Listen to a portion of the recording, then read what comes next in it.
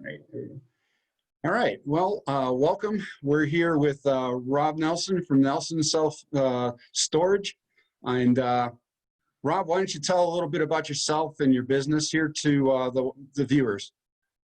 Sure. We have two facilities in northeastern Pennsylvania.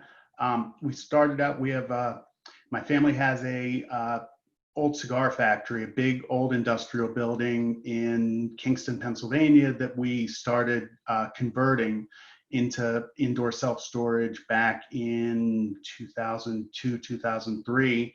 And we've really just been growing throughout the building as we've been able to take over other spaces. So we're up to about 225 units. And then about a year and a half ago, we bought an existing older outdoor facility about a half hour away in another town called Scranton.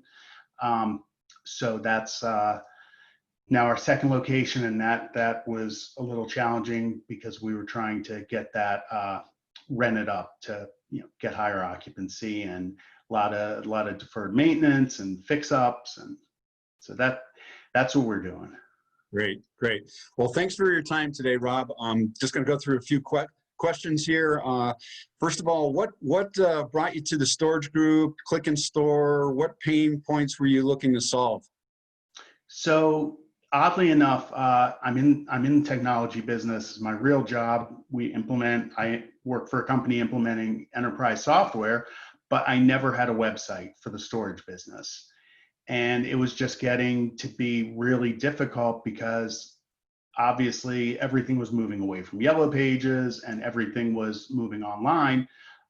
So I started using some of the referral services to get rentals and was just spending a fortune, sometimes 2 to 3 months rental up front to get a new tenant. And it was just hitting that point. So the other issue was we didn't have dedicated management software. So once we got management software, started using SiteLink, and then realized, started researching about website providers, found you guys because it's kind of like imitation is the best form of flattery. I was looking at Move-In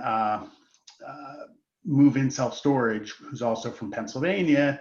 They have a whole chain of facilities, and they're good to copy from. So I was looking at their site one day and found you guys through them and saw that they were using ClickandStor. So I started investigating, found out that you guys have the full integration with SiteLink, and it just clicked. Excuse the pun, because everything then was integrated, and you guys were able to provide a solution, a seamless solution without me having to go to like 3 or 4 different vendors to try to put together what I needed: hosting, the online rentals, the actual content. You guys provided the content, did the design, so everything was right there, and it made it a lot easier for me. Great, great. Well, thanks.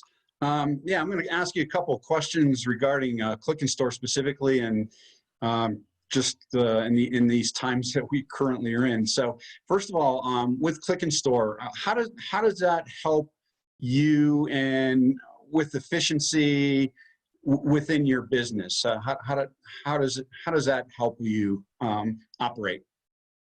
So it's been great because, first of all, we don't have really wide office hours.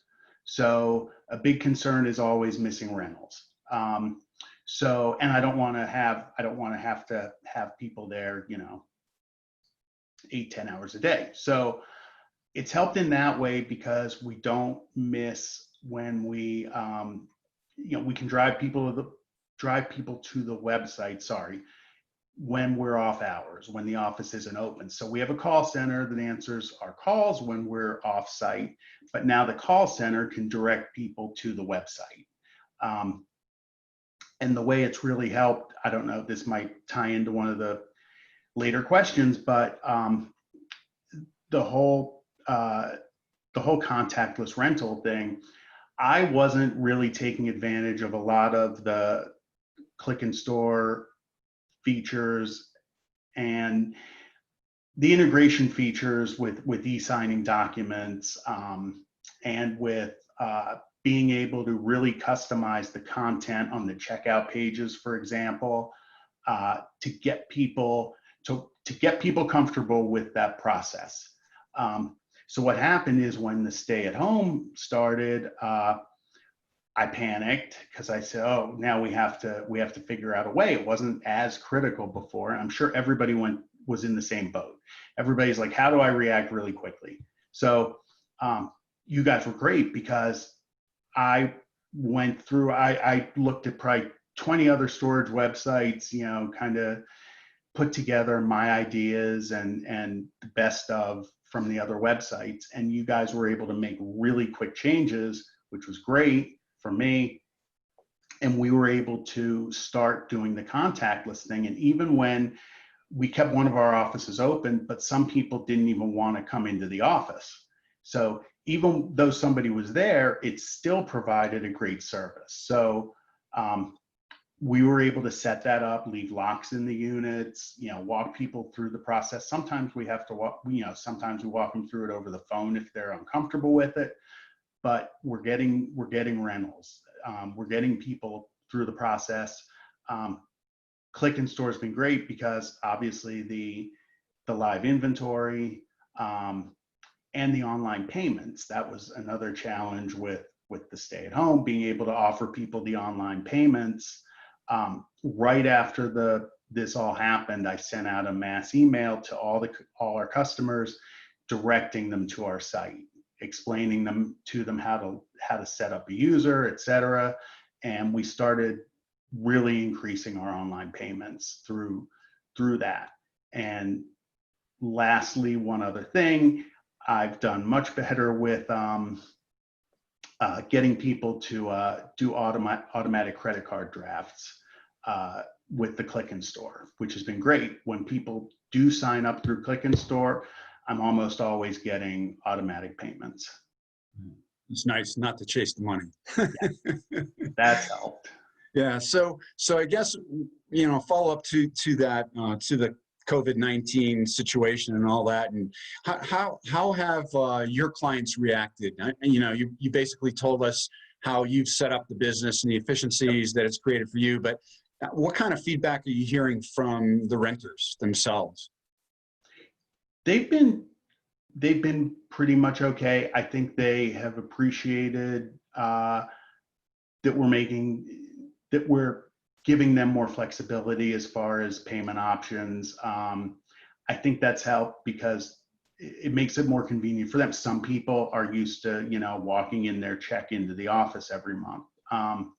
So I think they've appreciated that. Obviously, we've tried to, for the office that stayed open, we've really tried to follow the guidelines and sanitize and give people, have sanitizer available and masks, gloves on our employees, and tried to do that. And I think, people appreciated that.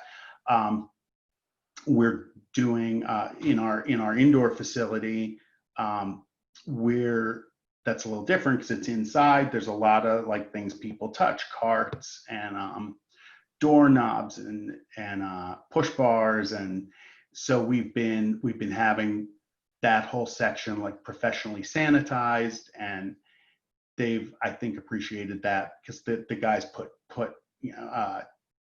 labels or stickers on stuff that they've sanitized, and I think it makes people more comfortable. So the customers have been good. We really haven't run into a lot of rent issues with it. But at the same time, we're waiving late fees. We're trying to be more,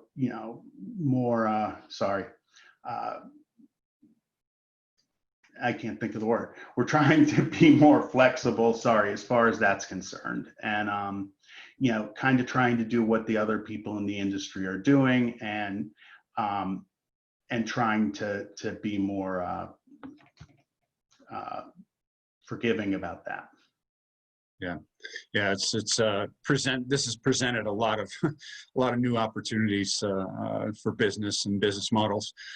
So the last question here actually is a question for you. You've got an audience here of other operators, and any suggestions or tips that you might be able to give the audience, and that you've learned through, you've covered some of it, but anything to leave the audience with best practices or some good tips that you've learned through this this mess we've been in for the last 90 days. Sure. I think what we figured out quickly is that you have to adapt. Even if you're not 100% ready, you have to just make it happen. I think that for example, I told you we bought an older facility. It doesn't have an integrated keypad. It's a keypad you literally walk up to and put in the codes. We're in the process of upgrading that, but right now, our software, if we get an online rental, we can't give people a code online. And we didn't let that stop us from doing online rentals. We get the email with our rental, and we just immediately call the customer and give them a code, because we've pre-entered a whole bunch of codes to have on hand.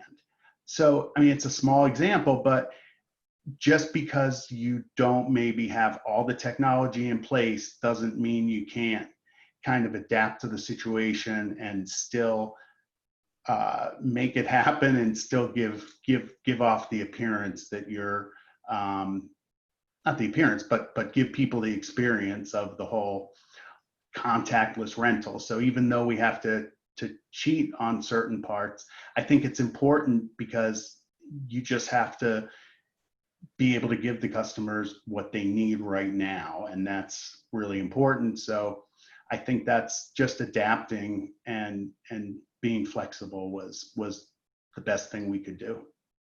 Awesome. Awesome. Well, Rob, I want to thank you today for spending a few moments with me and sharing some stories. Sure. And I hope I was mildly coherent, even though No, you were fine. And again, I appreciate you. I wish you and your family the best during the rest of these times that we're in, and good business to you all. Appreciate it. Steve, nice meeting you. Yes, same here. You have a great day. All right, take care. Yes, sir. Bye-bye. Yep, bye.